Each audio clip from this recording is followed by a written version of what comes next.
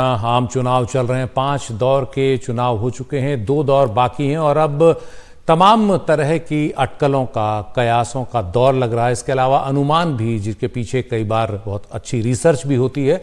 तमाम तरह की बातें चल रही हैं कि कौन जीतेगा, कौन हारेगा, किसको कितनी सीटें आएंगी। इस पर मोदी सरकार का अपना एक दावा है, प्रधानमंत्री मोदी का दावा है, विपक्ष का अपना दावा है। इस सब के बीच अमेरिका के मशहूर राजनीतिक विज्ञानी इयान ब्रेमर का कहना है कि इस बार बीजेपी 305 सीटें जीत सकती है। एनडीटीवी प्रॉफिट को दिए एक्सक्लूसिव इंटरव्यू में ब्रेमर ने कहा कि निश्चित तौर पर मोदी एक बार फिर से प्रधानमंत्री बनने जा रहे हैं। This is the biggest talking point right now, and it usually begins with a number. So the assumption as per pollsters, at least before the elections began, is that we're going to have continuity, policy continuity, perhaps a third term in all likelihood of the Modi government. The question is by how much? Now you need 273 to form a government. Does BJP get more than it did last time on its own? What's the number you guys have? Eurasia Group is pretty consistent with where Modi and the BJP landed last time around, so it's 305 plus or minus 10 seats.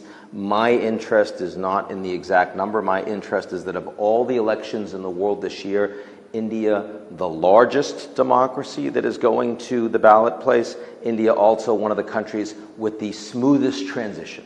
Right? There's not a lot of uncertainty about the legitimacy of the system. It is seen to be free and fair and transparent. And Modi, who has been in power now for 2 terms, is almost certainly going to be in power for another term on the back of pretty strong economic performance and consistent reform. That is, in the grand scheme of things, a very stabilizing message. But you guys do have a number.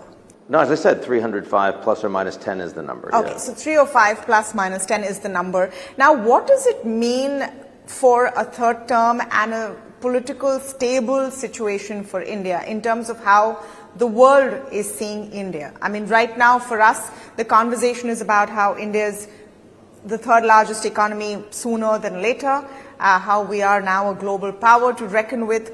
Is that something we're telling ourselves, or is the world also seeing it that way? Oh, the world is definitely seeing it. The world has seen that India has underperformed for decades. India has this incredible demographic weight around the world, and they also, of course, have, very strong intellectual capital and so many STEM graduates.